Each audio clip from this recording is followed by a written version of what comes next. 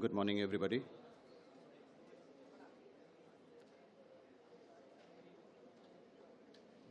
First of all, let me thank the Department of Sociology of Loyola College for giving me an opportunity to express my ideas on religion from a perspective of evolution. There is also another perspective, which is the faith perspective. We are already into it. So, why not see the other side of the coin, the evolution perspective, so that we have a holistic view of religion? The name of the topic is Religion Yesterday, Today, and Tomorrow.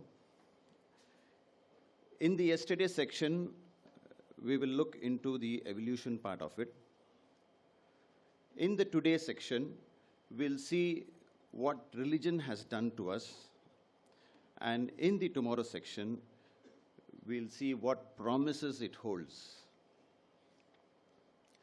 So first, let us go to the etymology of the word religion. Religion, the word religion lies with the Latin word called religere. Religere means rely, to tie, to bind.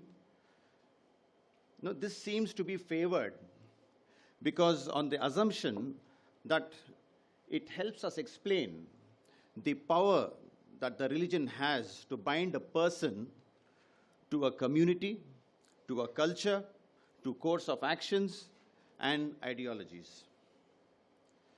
Earlier writers like Cicero, he has connected the word to religere with G-E-R-E spelling. That the first one was G-A-R-E, the second one was G-E-R-E, which means re is for the reinforcement and legere is to read again and again, perhaps to emphasize the ritualistic nature of religion. There are some who argue that religion doesn't even exist, and that in the first place, and that it is only culture, and religion is just simply an important aspect of culture. But we know religion has its own identity, and it also creates identities. We know religion by its variables. We have a place of worship. We have a place of pilgrimage. We have a set of beliefs and rituals. So religion is there, though it's a part of culture. But religion has its own identity. Well, primitive religions, they germinate in the soil of ignorance. That is, whenever there is a vacuum of knowledge, religion sprouts. When people are not able to explain natural phenomena like thunder, lightning, earthquake, forest fires, storms, I'm talking about primitive religions, they start connecting and attributing all these phenomena to some unknown, invisible forces. Religion is actually people's way of dealing with these unknown and unseen forces. Dealing with unknown forces reminds me of a small incident with my granddaughter. When she was 9 years old, she used to be scared of helmets, the black helmets. So whenever I come to home with my helmet, she will not come with me. She will wait for me to park the helmet on the cupboard, and then she will slowly, peep from behind. After a few days, suddenly she started peeping behind and making a cooing sound the babies do, as if to tell me that beware, it's a very fearful thing. Then again, as days went by, Slowly, she wanted me to take the helmet out of the cupboard and then keep it on the floor. Then she would go around circles. And then one fine day, I saw her touching with a little finger and then putting her hand inside it. And then after a few weeks, I saw wearing the helmet. She wearing the helmet. Now, if you analyze this incident very carefully, you will see that there is first a fear factor, then there is an observation of repeated occurrences, and then finally there is reverence. You take it to your heart, you put it on your head. There is exploitation also when you put it on someone else's head, right? ठीक है. But Mr. Yuval Noah Harari, he is a professor in Jerusalem University teaching history.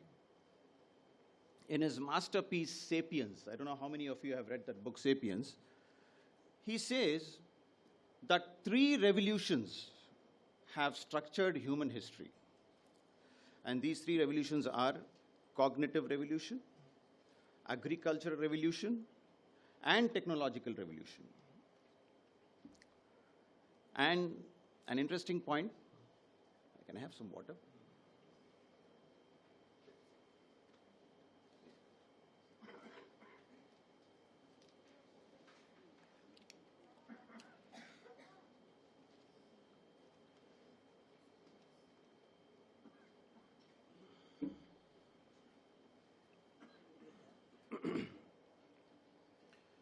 He says that at one point of time, a few millions of years ago, there were 5 human species who shared this planet Earth. Those 5 human species, just for your interest, they are Homo neanderthal, Homo erectus, Homo soloensis, Homo denisova, and our ancestors, Homo sapiens. All the species went extinct except for our ancestors, Homo sapiens. And he gives the reason for this. He says, our ancestors, Homo sapiens, they developed new ways of communication and thinking. And this is the beginning of the cognitive revolution. He was talking about 3 revolutions, right? And this is the beginning of the cognitive revolution. And this development in thinking, in ways of communication, was due to some mutation, he says. Now, just as the primitive people used to put their unknown knowledge in a folder called religion, the scientists also, the biologists also, if they are not able to explain something, they put it into an unknown folder called mutation. So it happens because of mutation, he says. Then he started developing language. It's not that other species do not communicate, they do communicate, but the difference is that our language was supple, in the sense we were able to connect a limited number of signs and sounds and form an infinite number of sentences, each with a distinct meaning. Therefore, this Homo sapiens species was now able to ingest, store, and then recall huge amount of information about the world surrounding them, so that they can know the impending dangers, about their own fellow people, so that they can trust each other. And there was another interesting aspect of that language which the other species did not have, and that was they were able to not only transmit information about the world surrounding them, which was there, but they were able to do it so even about things that did not exist. What I mean to say is imagination, thoughts. Thus, legends, myths, gods, and religion appeared for the first time because of this cognitive revolution. But you may argue that fiction would be misleading from a survival point of view, suppose he goes out in search of fairies, imaginative. That would be misleading and will be detrimental to his being also. But the point is, myths, they were able to imagine things, but they did it collectively. That's the point here. They were able to do it collectively, imagining about imaginations. So myths gave sapiens an unprecedented ability to cooperate flexibly in large numbers, thus giving rise to religions, nation states, and even corporates.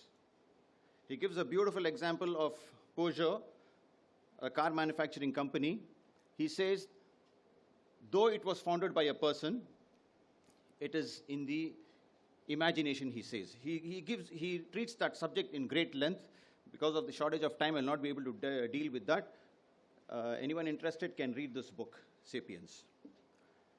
Now, having given a small introduction about the yesterday, now let us see what is the present status of religion now.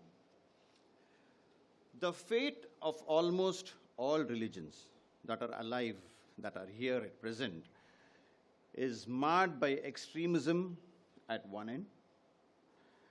And on the other end of the spectrum, you will find that there has been a lot of reconciliation of religious myths with today's scientific established facts.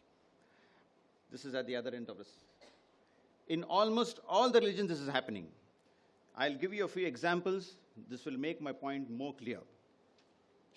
This is happening across all existing religions, starting from Hinduism to all the Abrahamic religions. I'm just quoting from Professor Michael Lubetkin. He has written a series of 5 books called Myths, Metaphors, and Modern Meaning. It's a series for each of the 5 books of Moses called the Pentateuch. Is that how we pronounce the word? Pentateuch. Pentateuch, yeah. Pentateuch. He says, many of us grew up with questions that either challenge our sense of reason or make us moderns uneasy. Consider a few examples, he says. From the book of Genesis. Are we to believe that Noah was 600 years old when he built the ark? That Sarah, or how do you pronounce? Sarah? Sarah in English. In Muslims pronounce it as Sarah. That Sarah gave birth to Isaac at age 90, and that Abraham lived to be 175? Why should Abraham be revered as the father of 3 religions? After all, did he not banish Hagar and her son Ishmael to the parched, dry wilderness with only a limited supply of food? Did God really ask Abraham to do what no father should have ever be asked to do, sacrifice his son? Wouldn't that staging of this sacrifice likely cause long-term psychological trauma? There are a lot of examples. Again, I'm restricting to that because of time. After citing all these examples, he says, my reason for writing this 5-volume series is to make the Torah more accessible to those of us who, as contemporary thinkers, find some of its stories primitive and problematic.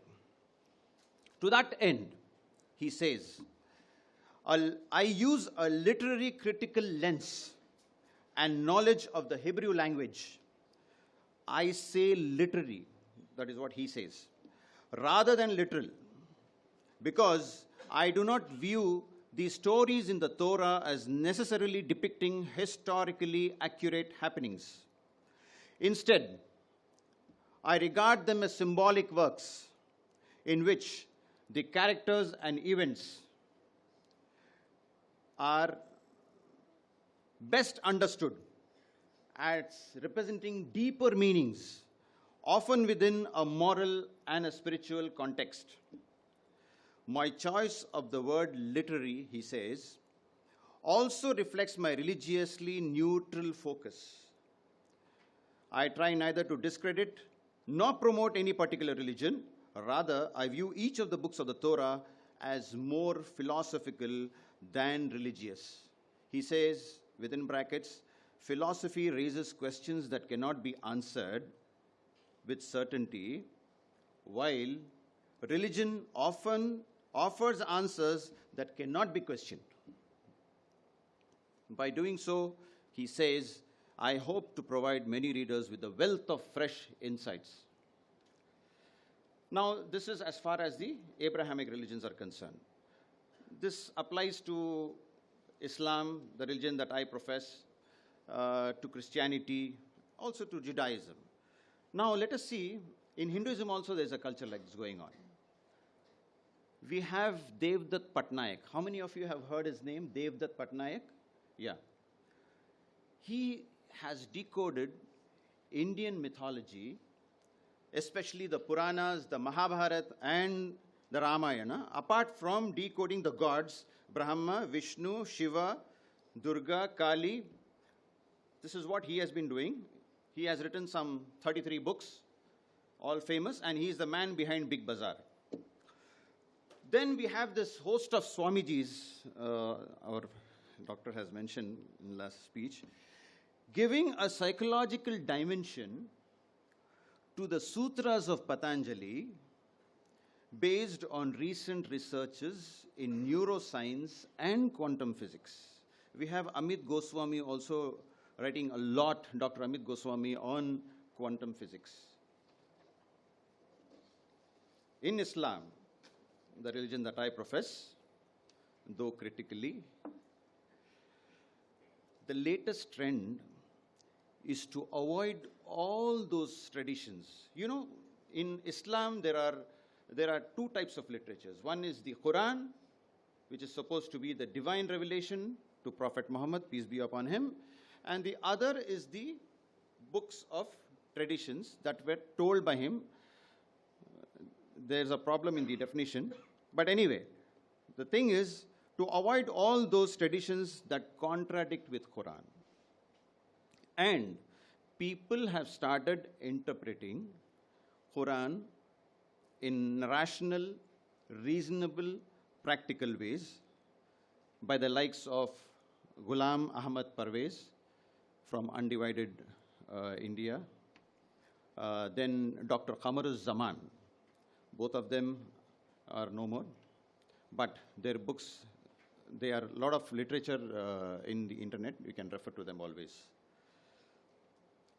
To just give you an example of what they have done in Islam, like for example, Moses has a staff, and he just lets loose the staff and it turns into a snake, and the snake really, you know, I think the same story is there in the Bible also. Parvez interprets that the staff in question is not a rod actually that turned into a snake. The staff is used metaphorically here for the teachings of the God. And the letting loose of the rod is the, dispersion of the, spreading of the teachings that was able to swallow all the other teachings that were based on selfish power and you know what. So likewise, he has so many other examples. So that's why I have given you the names. You can check it out there. Well, after all this, religions are here to stay. And they will continue to do so as long as we have unanswered questions like who created the universe, the purpose of its creation, what happens after death. However, the future is not bleak. We have seen how religions play an important role in social cohesion. In fact, they have performed better than other tools of social integration. very soon there will be a time when people would uphold those values that unite them rather than divide. This is already happening. This is already in the making because of information technology and social media.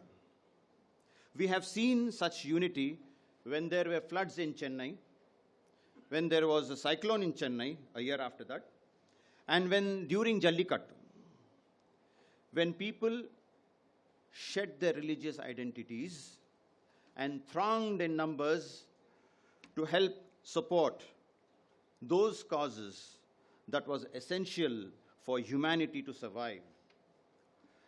Now, coming to the conclusion, as Karen Armstrong, I don't know how many of, most of them would be knowing, Karen Armstrong, she has written wonderful books, The Great Transformation, The History of Gods.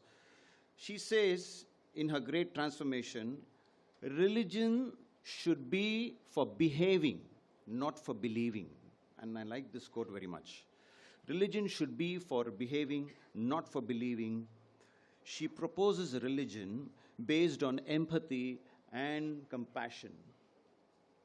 As an edict that needs to be etched into our consciousness, she says, do not do to others what you would not have done to you should be the final thing to be kept in our minds. Thank you.